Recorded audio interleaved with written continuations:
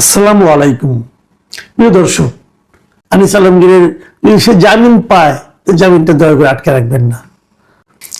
জাহিদুল ইসলাম লিখেছেন, আসসালামু আলাইকুম ওয়া রাহমাতুল্লাহ। সমঝোতার ভিত্তিতে চুপ থাকলাম। জাহিদুল ইসলাম, শিক্ষক, 5 রাইস, চট্টগ্রাম। ঠিক আছে ভাই, আপনার রসজ্ঞান আমাকে মুগ্ধ করেছে। সাথী খান লিখেছেন, জনাব মাসুদ কামাল সাহেব, অতীতে আপনাকে অনেক ঘৃণা করেছি। সবসময় মনে হতো আপনি আওয়ামী লীগের বিপক্ষে বলেন, কিন্তু আমার ধারণা ভুল ছিল। আপনি সবসময় সত্যিটা তুলে ধরার চেষ্টা করেন। আমি নিজেও সত্যের পক্ষে, আমি কোনো জুলুম নির্যাতনের পক্ষে নই। সত্যি কথা বলতে কি, আপনি অসাধারণ একজন মানুষ। আপনি সবসময় ন্যায়ের পক্ষে, অন্যায়ের বিরুদ্ধে থাকবেন। কার পক্ষে গেল, কার পক্ষে গেল না, সেটা দেখার প্রয়োজন নাই। আপনার সুস্বাস্থ্য দীর্ঘায়ু কামনা করছি। ভালো থাকুন পরিবারের সবাইকে নিয়ে। আল্লাহ হাফিজ। আপনাকে অনেক ধন্যবাদ এবং কৃতজ্ঞতা। জান মোহাম্মদ লিখেছেন, আমিও খুব খুশি উনি যে এভাবে আমাদের দেশটাকে নেতৃত্ব দিয়ে প্রচলিত কিছু নিয়ম কানুন বদলে দিয়ে আমাদের দেশটাকে এগিয়ে নিয়ে যেতে পারেন। মহান আল্লাহ তাআলার নিকট এই দোয়াই করি, আল্লাহুম্মা আমিন। এটা হলো ওই তারেক রহমান যে ওনার গাড়ি বহর কমিয়েছেন, নিজের গাড়িতে যাচ্ছেন, নিজে তেল কিনছেন এবং রেড সিগন্যালে দাঁড়াচ্ছেন। এই যে নিউজটা ছিল, এই যে কন্টেন্ট ছিল, সেই প্রসঙ্গে উনি কথা বলেছেন যে এভাবে যেন উনি দেশটাকে নেতৃত্ব দিতে পারেন। এখন যেগুলি পড়বো সবগুলো ওই কন্টেন্টের ভিত্তিতে। বিজয় সরকার লিখেছেন, মাননীয় প্রধানমন্ত্রী, আপনার সিদ্ধান্তকে সম্মান ও বিনম্র শ্রদ্ধা। এইভাবে যদি চলতে পারেন তাহলে অনুকরণীয় হয়ে থাকবেন।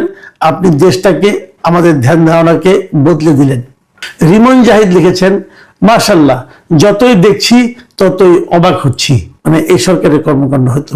ন্যাচারাল বিউটি বিডি লিখেছেন, ভাই আপনাকে আমি আজ 5 বছর যাবৎ ফলো করি। এই লম্বা সময়ে আপনাকে আমি যতটুকু বুঝতে পারছি, আপনি খুব ভালো জানেন কোথায় কোথায় তেল দিতে হবে। যাই আপনি আমাকে ফলো করছেন এবং বুঝতে পারছেন কোথায় কোথায় তেল দেওয়া হবে। আচ্ছা, মানুষ তেল দেয় কেন, এটা বলেন আপনি। তেলটা কেন দেয়? কিছু পাওয়ার জন্য তো, তাই তো? ভাই আমার কোনো পাওয়ার আকাঙ্ক্ষা অথবা ইচ্ছা নাই, কারো কাছ থেকে নেই। আমি কারো কাছ থেকে কিছু পেতে চাই না। যদি পেতেই না চাই তাহলে তেল দেবো কেন? আর যদি পেয়ে যাই কিছু, সেটা তো আপনারা বুঝবেন যে আমি এটা পেয়েছি। আপনি দেখবেন 5 বছর আগেও আমি যাইছিলাম, এখন আমি তাই আছি। এবং যখন যে সরকার থাকেন, আমি তার সমালোচনা করতে, তার যদি সমালোচনার মতো কিছু পাই তাহলে আমি সমালোচনা করতে পছন্দ করি। যদি ভালো পাই ভালোও বলি, এটা সব আমলেই বলেছি। কাজেই তারপরে যদি আপনি জানেন যে আমি কোথায় কোথায় তেল দিতে হবে, ভালো, এটা আমার সম্পর্কে আমার একটা নতুন অভিজ্ঞতা হবে। প্রফেসর বেগম কোহিনুর লিখেছেন, জরুরি ভিত্তিতে রিকশা প্রতিমন্ত্রীর খুব প্রয়োজন। এই বিষয়ে একটু আলোচনার জন্য অনুরোধ করছি এবং এই বিষয়ে সরকারের দৃষ্টি আকর্ষণ করার অনুরোধ করছি। প্রফেসর কোহিনুর বেগম যা লিখেছেন, আমি কিন্তু এটার সঙ্গে খুবই গুরুত্ব দিয়ে কথাটাকে বলতে চাই যে রিকশার উপদ্রব, রিকশার প্রকট যে একটা অবস্থা তৈরি হয়েছে, রিকশা, ব্যাটারি চালিত রিকশা ঢাকা শহরে এবং সারা দেশে। এখন আসলে উনি যেটা বলেছেন, হয়তো ফান করে বলেছেন, হয়তো রসিকতা করে বলেছেন, অথবা হয়তো বিরক্ত হয়ে বলেছেন যে আসলেই বোধ করে আমাদের এখানে একটা রিকশা প্রতিমন্ত্রী লাগবে, যার কাজই হবে এই রিকশাগুলিকে নিয়ন্ত্রণ করা। সাজেব খান লিখেছেন, কিন্তু সেদিন আমি স্কুলে যাচ্ছিলাম, আমি এই ঘটনাটা বলি। এটা হলো ওই যে প্রধানমন্ত্রী যে যানজট এড়ানোর জন্য, মানুষের ভোগান্তি কমানোর জন্য যে গাড়িতে যেভাবে যাচ্ছিলেন, সেই প্রসঙ্গ নিয়ে মন্তব্যটা করেছেন। কিন্তু সেদিন আমি স্কুলে যাচ্ছিলাম, আমার স্কুল হচ্ছে বিকেএসপির জিরানি।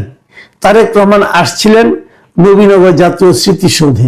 কিন্তু দুঃখের বিষয়, সে আসার আগেই প্রায় 20 কিলোমিটার আগে থেকেই রাস্তা বন্ধ করে দিয়েছে। নবীনগরের 20 কিলোমিটার আগে চন্দ্রা। তারপর অনেক কষ্ট করে স্কুলে যাই, আবার ভাড়া 30 টাকা বেশি লাগলো। আমি না, হাজার মানুষ এই সমস্যায় পড়তে হয়েছে। চাইলে আপনার কাছে ভিডিও দিতে পারি। দেখুন, এই যে সাজেব খান যে কথা লিখেছেন, আমি সরকারের দৃষ্টি আকর্ষণ করছি। যারা এই আইন শৃঙ্খলা রক্ষা করেন, যারা ট্রাফিক নিয়ন্ত্রণ করেন, তাদেরকে বলছি, মাননীয় প্রধানমন্ত্রী কিন্তু বলেছেন উনি এগুলো চান না। উনার কারণে সাধারণ মানুষ ভোগান্তিতে পড়ুক, এটা ওনারা চান না, উনি চান না। কিন্তু উনি যেটা চান না সেটা দয়া করে করতে গিয়ে আপনারা অতিরিক্ত তৎপরতা দেখাতে গিয়ে আপনারা বিশেষ কি লাভ করবেন জানি না, কিন্তু মাঝখান থেকে আপনারা প্রধানমন্ত্রীর বদনামটা করবেন। প্রধানমন্ত্রী ঢাকা সহ যেটা বলছেন ঢাকার বাইরে একই কথা ওনার জন্য প্রযোজ্য হবে।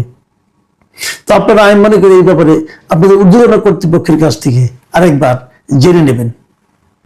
জামান মাদবর লিখেছেন, আসসালামু আলাইকুম, কেমন আছেন ভাই? আমি 22 বছর বিদেশে ছিলাম। আমি দেশে আছি 4 মাস হয়। জীবনে কখনো ভোট দেই নাই, এবারও দিতে পারি নাই। কেন? আমি যে দলকে ভোট দিব ওই দলটা নির্বাচনের বাহিরে। দেখুন, এই যে কথাটা উনি বললেন, এই কথাটা কিন্তু আমার কাছে খুবই গুরুত্বপূর্ণ মনে হয়েছে। আমি এই কথাটা আগেও বলেছিলাম যে সেই নির্বাচনটাকে আমি কিভাবে একটা শূন্য নির্বাচন বলবো, যে নির্বাচনে মানে কোটি কোটি লোক, মানে 1 কোটি তো বটে, মিনিমাম 1 কোটি লোক তাদের পছন্দের মার্কায় ভোট দিতে পারবে না। সেই নির্বাচনকে আর যাই হোক কোনো ভালো নির্বাচন বলা যায় না। এমনই একটা নির্বাচন আমাদেরকে উপহার দিয়েছেন ডক্টর ইউনূসের অন্তর্বর্তীকালীন সরকার। যাই হোক, যেটা হয়েছে হয়েছে, এটা নিয়ে হয়তো আরো আলোচনা হবে। প্রিয় দর্শক, এখন এ পর্যন্তই। আল্লাহ হাফিজ।